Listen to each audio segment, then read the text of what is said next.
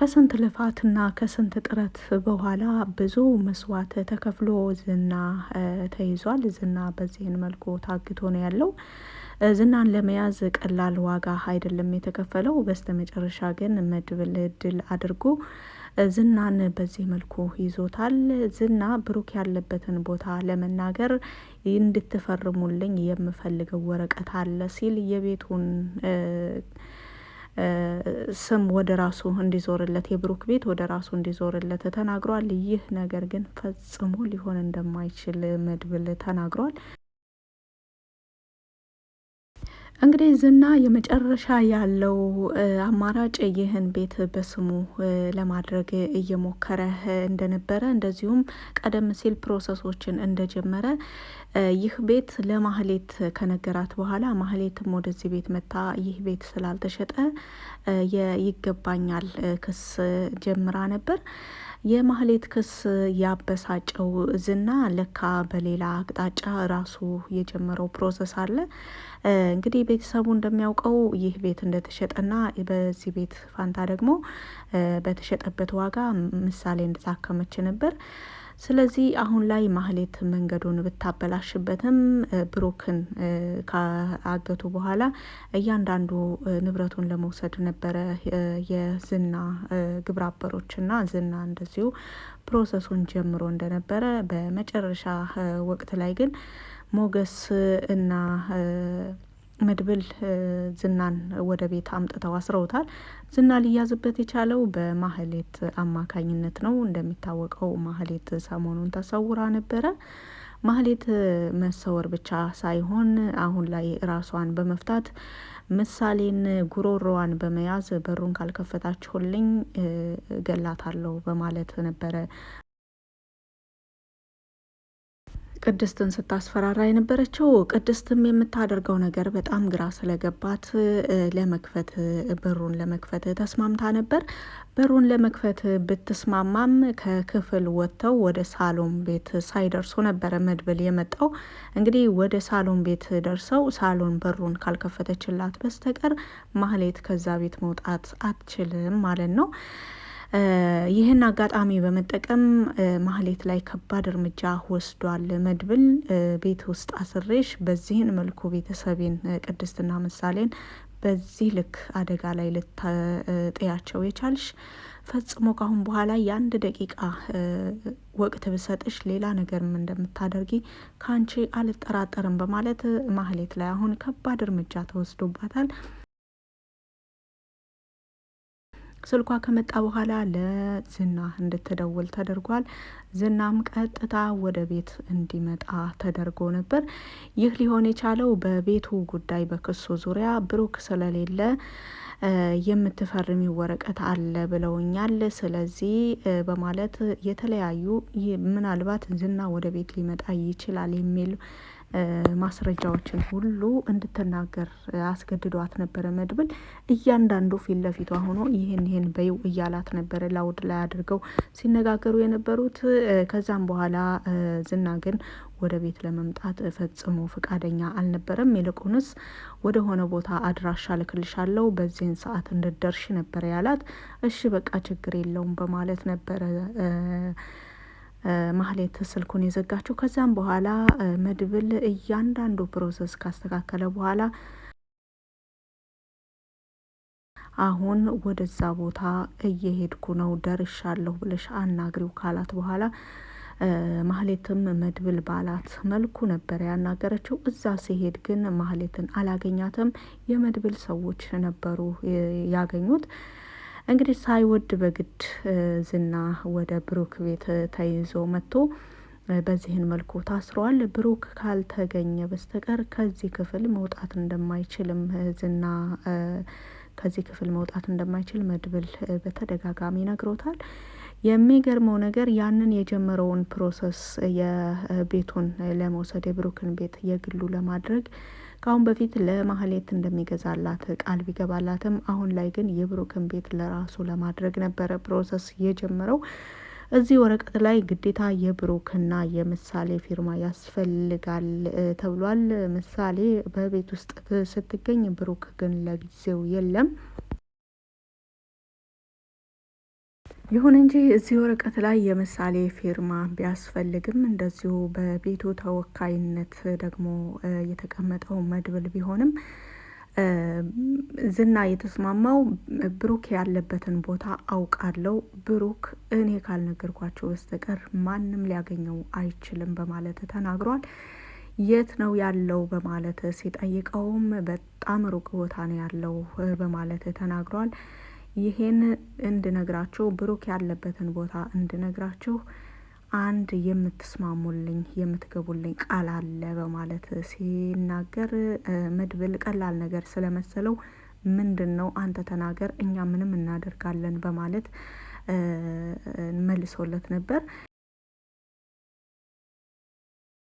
ይህም ቤት በስሙ ሊያዞሩለት እንደሚገባ እንደዚሁም ደግሞ ከዝና ጋር የሚሰራው ወንጀለኛ ካሌብ ሞሲሳ ይህንን ነገርም እንደሚፈልግ ይህ ሊሆን የሚችለው ደግሞ በዝና በኩል እንደሆነና ይህ የብሩክ ቤት ወይም በምሳሌ ስም የተመዘገበው ቤት ግዴታ በዝና ስም መተላለፍ እንዳለበት ፕሮሰሱን እንደጀመረና ምሳሌ ፊርማ እንደቀረ ይነግረዋል። ይህን ሲሰማ መድብል በጣም ስቋል። ምክንያቱም ብሩክን ሆን ብለው ያሰሩት፣ ሆን ብለው ያገቱት፣ ሆን ብለው ከቤተሰቡ ያራቁትና ስልኩን ሁሉ የዘጉበት ይህን ነገር ለማስተካከል ግዴታ ብሩክ መታገት አለበት፣ ያለበለዚያ ብሩክ ይታገላቸዋል የሚል ፍርሃት እንደነበራቸውና ብሩክን ምን ያህል እንደሚፈሩት እዚህ ላይ ተገንዝቧል። እንግዲህ ካሌብንም ጭምር የካሌብንም ሰዎች ሆነ ዝናን ሙሉ ለሙሉ በዚህን መልኩ ሊያሰጋቸው የቻለው የመድብል ወንድም ብሩክ አሁን ያለበት ሁኔታ ምንም ከባድ የሚባል ሁኔታ ቢሆንም ብሩክ ለምሳሌ ስል ይሄንን ማድረግ ለኔ በጣም ቀላል ነው በማለትም ተናግሯል። ይህ እነዚህና የጀመሩት የቤቱን በስማቸው የማዞር ፕሮሰስ ብሩክ ድረስ ሄዶ ነበር ወረቀቱ። ብሩክ ግን የፈለጋችሁትን አድርጉኝ እንጂ እኔ አልፈርምም ብሎ ነበር ከዛን የመለሳቸው። አሁን ላይ የመጨረሻ ቻንሱ ዝና እዚች ወረቀት ላይ እንዲፈረምለት ከዛ በኋላ ያለበት ድረስ ሄዶ እንደሚያሳያቸው ቃል ቢገባላቸውም መድብል ደግሞ በዚህ ነገር ላይ ፈጽሞ እንደማይስማማ አንተም ብሩክም አብራችሁ ትሞቱ እንደሆነ እስኪ እናያለን፣ እዚህ ክፍል ውስጥ ምግብም ሆነ ውሃ ወደ አንተ የሚያመጣልህ የለም፣ ሲጨንቅህ በግድህ ትናገራለህ በማለት አስሮት ብዙ ቀናቶችን ከቆየም በኋላ ዝና የግዱን ብሩክ ያለበትን ቦታ ለመናገር ተገዷል። ዝና ብሩክ ያለበትን ቦታ መናገር ብቻ ሳይሆን ማህሌት ያለችበትንም ቦታ እንዲነግሩት ለምኗቸዋል። ምክንያቱም ዝና እዚህ ችግር ውስጥ ሊገባ የቻለው መድብል ወጥመድ ውስጥ ሊገባ የቻለው በማህሌት አማካኝነት እንደሆነ በማህሌት ላይ ሲፎክር ነበረ። በዚህን መልኩ በገመድ እንኳን ታስረው ስለ ማህሌት እየለፈለፈ ነበረ ዝና። ይሁን እንጂ ማህሌትን ፈጽሞ ሊያገኛት እንደማይችልም መድብል አስጠንቅቆ ነግሮታል። ይልቁንስ አንተ በሰላም መፈታት ከፈለግ እኔ የምልህን ነገር ብቻ በአግባቡ አድርግ በማለት ነበረ መድብል እየተናገረ ያለው። ወንድሜ አደጋ ላይ እስካለ ድረስ ሁላችሁም አደጋ ላይ መሆናችሁንና እንደዚሁም ደግሞ ስለ ወንድሜ ከዚህ የከፋ ነገር ካገኘሁኝ ፈጽሞ እንደማልምርህ አንተንም ሆነ ቤተሰቦችህን እንደማጠፋችሁ እርግጠኛ ሁን በማለትም መድብል ሲነግረው ዝና ብሩክ ያለበትን ቦታ ተናግሯል። ብሩክ ያለበትን ቦታ እንደዚሁም ደግሞ ብሩክን ለምን እንዳገቱትም እያንዳንዱ ነገር ተናግሯል። እርግጥ አንዳንድ መረጃዎችን ከአሁን በፊት በኤፍራታ አማካኝነት ቢሰማም አሁን ላይ ግን በጣም ከባድ የሆኑ ፈጽሞ ያልታሰቡ ነገሮችንም ጭምር ዝና ሲጨንቀው ተናግሯል።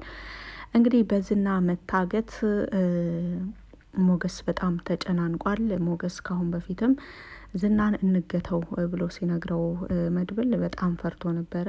አውቀዋል ግን መድብል በደንብ አውቀዋል ዝናን በማለት ሲናገር ነበረ። እሱን ብቻ ሳይሆን ከሱ ጋር የሚሰሩ ሁሉንም ግብረ አበሮቹን አውቃቸዋለሁ፣ ከካሌብ ጀምሮ ሁላቸውንም እስከ ስራቸው አውቃቸዋለሁ በማለት ነገር ግን ወንድሜ በዚህን መልኩ ሆኖ እኔ ፈጽሞ የመኖር ፍላጎትም የለኝም፣ ወይን እንደ ወንድሜ ወይን ደግሞ ወንድሜን ነጻ አውጥቼ የራሴ የሆነ ህይወት መኖር አለብኝ በማለት በቁርጠኝነት ወንድሙን ለማስፈታት ምንም አይነት መስዋዕት እንደሚከፍል ዝግጁ እንደሆነ ነው የተናገረው። በተቃራኒው ሞገስ ደግሞ ከሉላ ጋር ባለው ግንኙነት እንደዚሁም ደግሞ በፍቅራቸው ምክንያት በጣም ደስተኛ ስለሆንኩ አሁን ላይ ህይወት እያጓጓችኝ ነው በማለት ጉዳዩን ወደ ኋላ ለማፈግፈግ ቢፈልግም ነገር ግን አልቻለም። ይህንን ምስጢር ለሉላም ነግሯት ነበረ ካሳለፍነው ፓርት ላይ ዝናን እንገተው እያለ ነው በማለት ሲነግራት እንዴት ይሄን እንዴት ልታስቡ ትቻላችሁ? ዝናን ታውቁታላችሁ ወይ ግን በማለት ሉላም ሀሳብ አቅርባ ነበረ። ዝና ችግር ውስጥ ገባ ማለት እኛም ችግር ውስጥ ገባን ማለት ነው በማለት ተናግራ ነበር። ሞገስ በሉላ ንግግር ቢስማማም ነገር ግን ዝና እዚህ ችግር ውስጥ ገባም አልገባም እነሱ በዝና ወጥመድ ውስጥ እንዳሉ ነበር መልሶ የነገራት። ስለዚህ ሉላዬ ምንም ቢሆን ጨክን ብለን የሚመጣውን ነገር ተቀብለን ዝናን ማጥፋት አለብን፣ እንደዚሁም ደግሞ ስራውን ማጋለጥ አለብን። ዝና በጣም ብዙ የሚባሉ ከባባድ ወንጀሎችን ይሰራል። ስለዚህ እኔም እሱን አሸንፌ የታገቱብኝን ንብረቶችን በሙሉ ማስፈታት አለብኝ። እሱ ደግሞ የሚሰራቸውን ወንጀሎች እያንዳንዱ ማስቆም አለብን ሲላትም ሉላ በሞገስ ንግግር ተስማምታለች።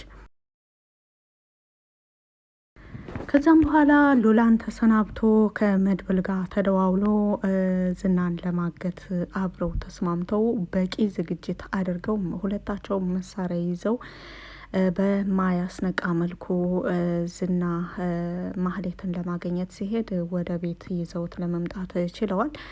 በጋዝ አፍነው ነበረ ወደ መኪናቸው ውስጥ ያስገቡት። ወደ መኪናቸው ውስጥ ካስገቡም በኋላ ቤታቸው አመጡት። ቤታቸው አምጥተውን በዚህን መልኩ አስረው እውነቱን እንዲናገር አስገድደውት እውነቱን ተናግሯል።